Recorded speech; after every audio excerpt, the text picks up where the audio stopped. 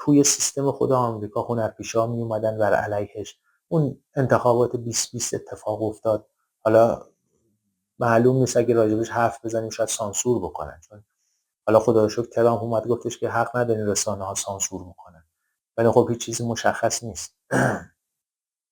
ولی اون اتفاقی که افتاد ما متوجه شدیم که توی خود امریکا هم اگر بخوان کودتایی راه بندازن خیلی راحت راه میندازن. ولی به هر صورت دوباره ترامپ اومد، یه سری اتفاقات خواهد افتاد. ولی بحثی که من و تو کردیم و اصلش هم سر همین بود، دورانی که دوران شاه بود با اون توسعه ها، با اون وسعت، هیچ پدر و مادری نیست که الان بیاد بگه اون موقع بد بود. هیچکی هم دلیلی نداشت که من می‌پرسیدم آقا تو سیاست می‌خواستی شرکت کنی؟ نه، من کارمو داشتم، زندگیمو داشتم، هر موقع هم خواستم تفریح خارجم بود، هر موقع خواستم میتونستم با یه هواپیما برم تو خود نیویورک بگیرم بشینم، برم تو لندن بگیرم بشینم، برم تو کشورهای اروپایی، تفریحمو داشتم، زندگیمو داشتم، حقوق خوبم هم داشتم، کار بود، گرونی نبود، زمین گرون نبود، فلان گرون نبود. فقط زمان این اتفاقات افتاد که شاه اومد گفتش که من نفت تعیین کننده هستم. اونا هم گفتن حالا که این کارو میکنی خیلی ساده است، ما هم تعرفه‌های کالاها رو میبریم بالا تو کشورت گرونی بشه، بعد این گرونیش رو سر صدا راه میندازیم، بعد اینکه سر صدا راه انداختیم اون آدمایی که فرستادیم اومدن خارج تحصیل کنن و برگردن تو کشورت خدمت کنن، اونا رو ما سازماندهی میکنیم، اونا هم بیان به این معترضا بپیوندن، یه انقلابی درست بشه و اون انقلاب باعث بشه که تمام سیستم تو به هم بخوره و ما اینجوری دخالت بکنیم و دیگه همه چی رو بگیریم دست. یه سیستمی میاریم که حالا تا باشه هر چی که ما بگیم بگه چشم، و این کارم کردن. و برای اینکه پوشش بذارن گفتن حالا بیاین، بازم میگم به سفارت ما هم حمله کنیم، مثلا ما سفارت خونمون رو بعد میبندیم، بعد میگیم حافظ منافع ما سوئیس، ربطی داره حافظ منافع ما سوئیس فلان بمانه. این بازی ها رو ما میشناسیم، اینا مغزای متفکر پشتش نیستن، اینا یه سری آدمای ابلهی پشتشن که فقط پول، قدرت و زور دارن، نه دانش و هوش. و تو اون انقلابی هم که درست کردن و بعدش جنگ مزخرف 8 ساله‌ای که درست کردن و این همه انسان رو کشتن، انسان‌هایی که فریب خورده بودن و خیلی هاشون هم نمیخواستن برن، زوری بردنشون یا نمیخواستن کشته بشن، زوری کشتنشون. این همه اتفاق افتاد، فقط آدم بهت زده میمونه توی این داستانهایی که اتفاق افتاده و همیشه این ای کاش بود که میشد به قبل برگردیم. ولی خب من به نوبه خودم خدا رو شکر میکنم که متوجه شدم کیا پشت این قضیه و همیشه من به همه دوستانم گفتم سر افعی یا مار توی تهران نیست، توی واشنگتن و اونجا باید دنبالش بگردیم. اونا سازماندهی میکنن که یه انقلاب اینجوری درست بکنن، نابود کنن، از اون ور برن افغانستان رو نابود کنن. افغانستان هم مثل ایران تو توسعه بود، اصلا عکسای گذشته افغانستان رو تو همون دهه‌ای که ما بودیم نگاه میکنیم با ایران هیچ تفاوتی نداشت، مردم همونجوری، تیپ‌ها همونجوری و دو تا کشور فارسی زبان. ولی الان میان چیکار میکنن؟ الان میان گروه میسازن و از این گروه ساختن مثل همون داستان انقلابه، یه در میارن به معترضا وصل بشن. الان هم یه سری آدمو میارن میان بگن افغانا اینجوریان، ایرانا اینجوریان، این یکی اینجوریه، اینا رو بریزیم به هم. داستان این مثال میشه که تفرقه بنداز و حکومت بکن و تو این تفرقه خیلیا به منفعتشون میرسن. و مسخره ترین داستان دیگه اینه که یه سری آدما به اسم اختلاسگر رفتن کشورهای اروپایی و کانادا و جاهای دیگه با اون حجم پول که اصلا خنده‌داره و قابل باور نیست که شما میخواین از فرودگاه رد چین $10,000 داشته باشین، ازتون پرسش و پاسخ میکنن، ولی یارو با 3,000 میلیارد از کشور میره بیرون به هر طریق. حواله باشه، فلان باشه، طلا باشه، هیچ کارش ندارن و مرتبا میرن، اونم با رقم‌های سنگین و این حجم سرمایه به هر حال یه باجیه به اون کشورها که هنوزم طرفدار اینا باشن.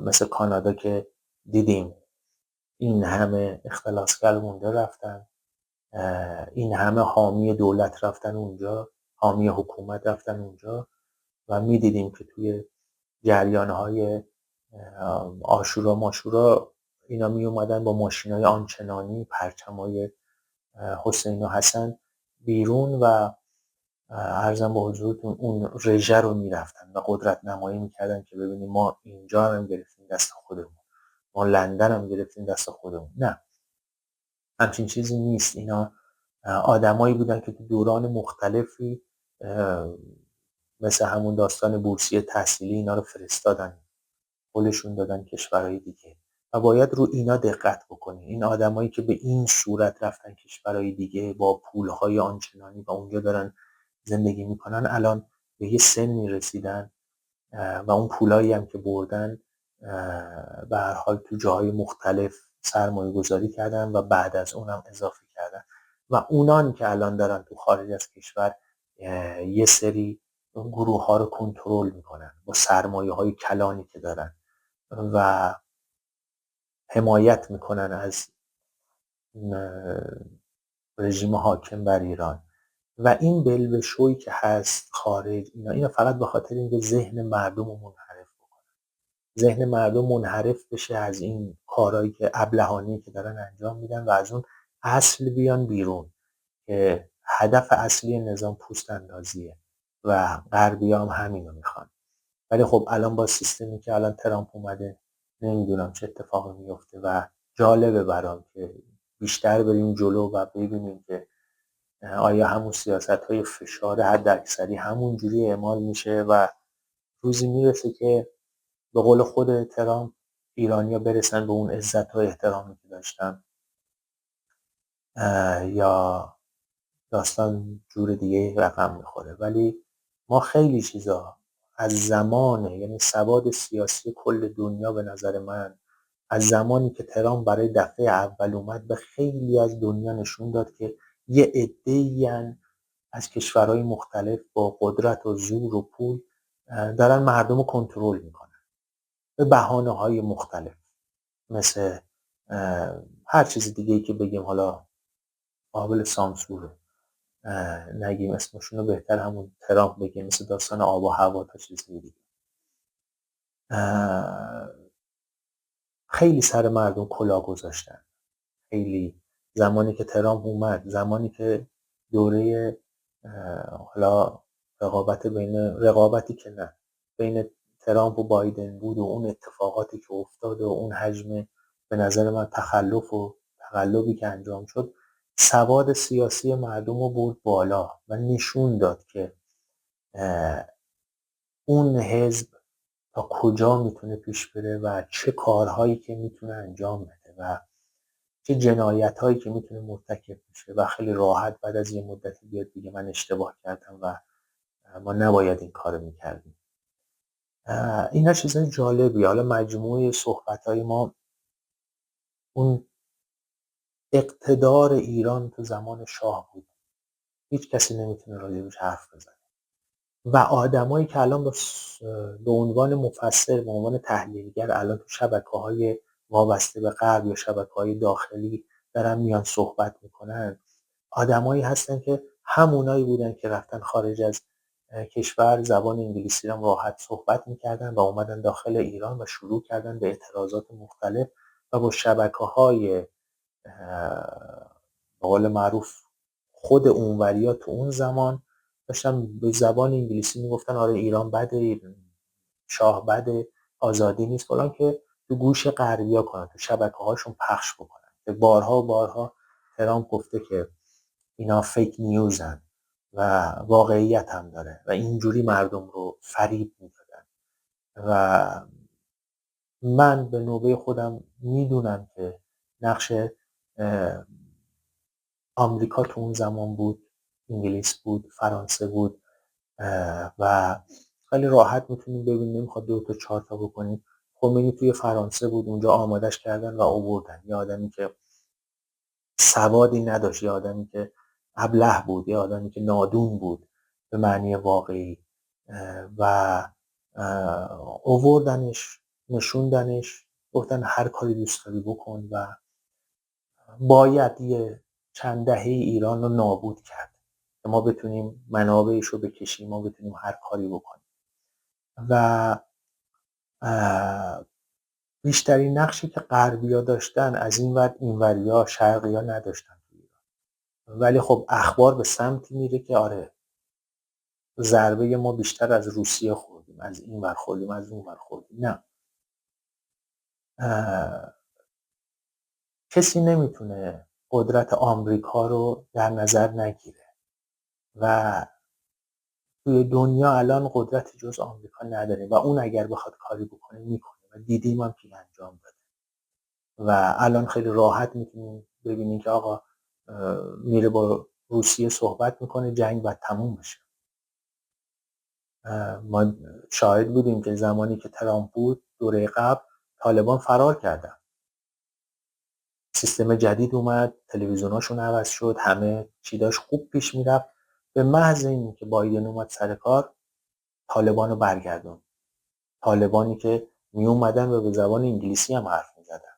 خب مشخصه اینا رفته بودن دوره دیده بودن، تجهیز شده بودن و اومدن. و جالبتر اینه که آمریکا تمام تسلیحاتش هم گذاشت براشون اومد. یعنی چی؟ یعنی سیستمی که حالا با محوریت بایدن بود که به عنوان یه عروسک بود اونجا، اوباما و کلینتونا و دولت در سایه که همیشه هست، اینا تجهیز کرده بودن که برگرده و اونجا به مردم نشون دادن که چه جور حزبی هستن و چه جور موجوداتی هستن و خیلی راحت میتونن یک کشوری رو عوض بکنن، تروریستا رو دوباره بیارن، شروع کاری بکنن، جنگ به وجود بیارن تا بتونن از اینا به عنوان تبلیغات به نفع خودشون استفاده کنن که این دفعه به ضرر خودشون تموم شد. و الان رئیس جمهور ترامپ میاد میگه که باعث تأسفه که ارتش آمریکا با اون همه قدرتش تجهیزات رو برای طالبان گذاشت و رفت. خیلی چیزا ما فهمیدیم، خیلی چیزا یاد گرفتیم، ولی کلیت حرف من اینه که دیدگاهتون رو از توی ایران متمرکز نکنید، توی ایران در بیارین و ببرین همون کشورهایی که ما رو آواره کردن، ایرانی‌ها رو آواره کردن، بعد اونا رو به زور به عنوان پناهنده پذیرفتن و بهشون یه سری امکانات دادن و ما میگیم به به عجب کشورهایی هستن، چقدر به ما رسیدگی میکنن، در صورتی که نمیدونی که این حرکت یه حرکتیه که اغلب انجام میده و با دومش نیشت زده از قبل و تا سری متوجه نیست، یواش یواش میمیری. باید اینو متوجه بشیم و بدونیم و پرسشگر باشیم و از سیستمای نادونی که هستن تو جاهای مختلف پرسشگر باشیم که شما چرا این کار کردین؟ به چه دلیلی این همه اتفاق تو ایران افتاده سکوت کردین؟ سازمان ملل مرتب یه قطعنامه می‌نویسه، میندازن اونور، قطعنامه می‌نویسه میندازن اونور، هیچ اتفاقی نمیفته، چون اینا ظاهر قضیه است، اینا سناریوهایی که چیده شده، ولی اصل قضیه پشت پرده است و ما خیلی چیزا رو شاهد بودیم. اون پدر معنوی رو از بین بردیم، بعد از اون جوانای مملکت رو توی هر دهه نابود کردیم، شکنجه کردیم، کشتیم، تا به چی برسیم؟ میخواستیم ذهن ما رو منحرف کنیم با شبکه‌های مختلفی که آوردیم، بگیم که آره ما به فکر شما هستیم. نه، به فکر ما نیستیم. شماها ترسیدین بیشتر از اینی که این همه جنایت انجام دادین و آمریکا یه سیستمی مثل که داره که بعد از 30 سال تمام اسناد لو میدن که چی شده چی نشده. خب به هر حال نیاز به لو دادن نداره، ما میدونیم که سازماندهی شده بوده انقلاب ایران و مردم توش نقشی نداشتن، مردم به عنوان سیاه لشکر این داستان بودن و آدمایی که توی غرب سازماندهی شده بودن پیوستن به گرونی هایی که خود غرب باعثش شده بود توی ایران، اونم نه گرونی های آنچنانی، و از طریق اون انقلاب رو وجود آورد. و